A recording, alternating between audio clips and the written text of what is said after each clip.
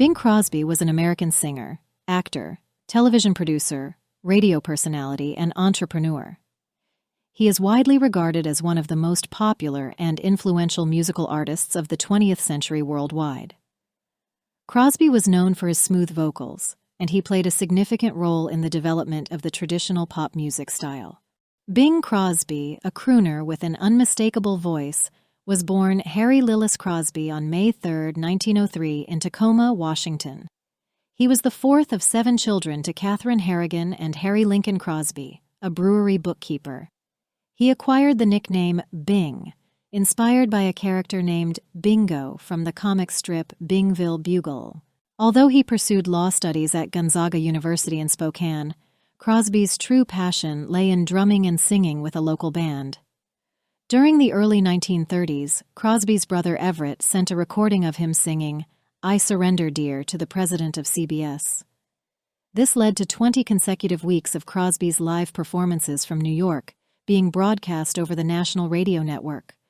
Paramount Pictures took notice of his radio success and cast him in The Big Broadcast in 1932, a film featuring radio favorites. Thanks to his engaging radio presence, Crosby had become a household name. His laid-back style transitioned seamlessly into the road comedies he made with his friend Bob Hope.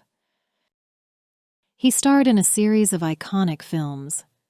Notable among these was the timeless classic Holiday Inn, featuring the perennial favorite White Christmas. His role in Going My Way not only earned him the admiration of audiences, but also clinched the Academy Award for Best Actor. When he portrayed a washed-up, alcoholic singer and actor opposite Grace Kelly in The Country Girl, he received an Oscar nomination. Crosby revolutionized the art of crooning. His rendition of White Christmas remains the best-selling single of all time, confirming the timeless appeal of his voice. With countless chart-topping hits, including Swinging on a Star and Pennies from Heaven, he dominated the airwaves and set the standard for vocal excellence. Beyond his music and acting, he hosted a popular radio show, The Kraft Music Hall, for over a decade, showcasing his versatility. Crosby's impact on the music industry is not limited to his vocal prowess alone. With the help of John T. Mullen, he played a significant role in the development of audio recording technology.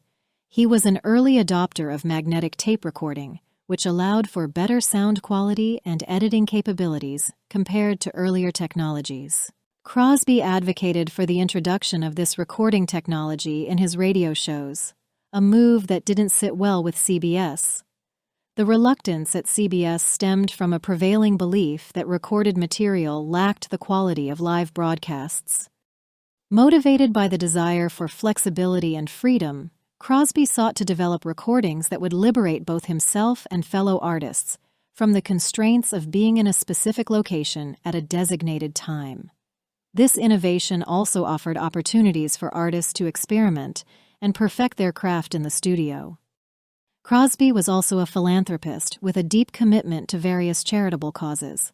His contributions to organizations such as the American Red Cross and the United Service Organization during World War II underscored his dedication to making a positive impact in the world. Crosby's influence extends far beyond his time. From his early days in radio to his iconic film roles and groundbreaking contributions to recording technology, Bing Crosby's journey is one of unwavering excellence. Crosby will always be remembered as one of the greatest entertainers of all time. The next time you hear White Christmas playing during the holiday season, take a moment to appreciate the legacy of Bing Crosby. Tragically, he passed away at the age of 74 while playing golf at a course outside Madrid, Spain. His death occurred after completing a successful tour of England. Did you know? During his youth, he spent a lot of his time partying and drinking. Following a minor car accident, he spent 2 months in jail for driving under the influence. Some said he was self-conscious about his height, leading him to use lifts in his shoes. Although Bing consistently claimed to be 5 feet 9 inches, an office secretary said she realized they were the same height of 5 feet 7 inches. Bing Crosby's recording of White Christmas is one of the best-selling singles of all time. It has sold over 50 million copies worldwide, making it the best-selling Christmas single in history. He was the first multimedia entertainer of the 20th century, achieving stardom on radio, in films, and through chart-topping recordings.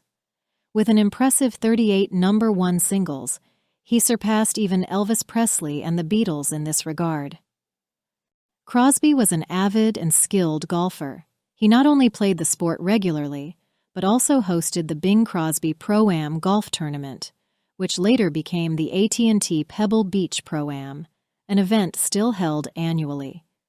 The initial choice of the renowned detective Columbo was Bing Crosby. However, he declined the role, citing concerns that it would disrupt his golfing pursuits. Many contemporary musicians cite Bing Crosby as an influence, including Frank Sinatra and Elvis Presley.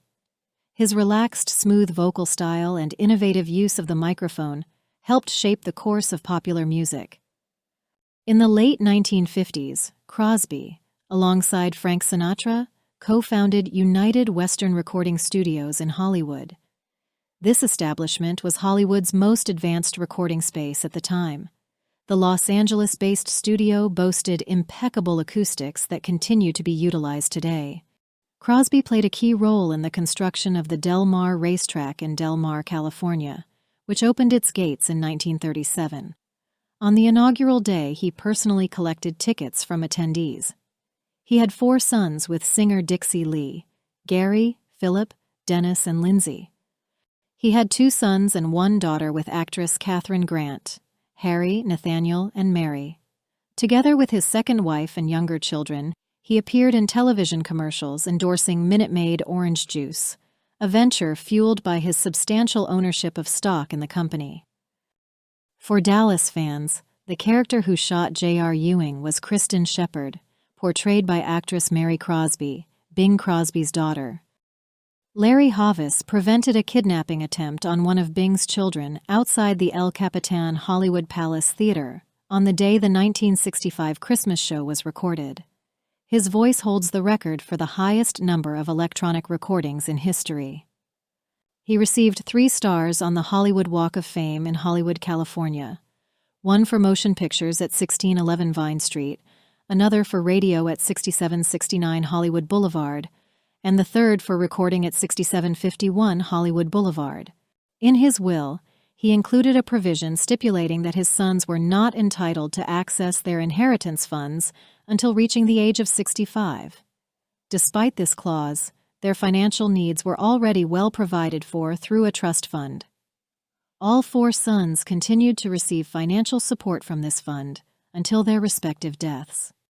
The actor's eldest son, from his first marriage to Dixie Lee, Gary, authored the book Going My Own Way in 1983, where he openly expressed criticism towards his father for alleged violent and abusive behavior. The publication drew comparisons to Mommy Dearest, Christina Crawford's tell-all about her adopted mother, Joan Crawford.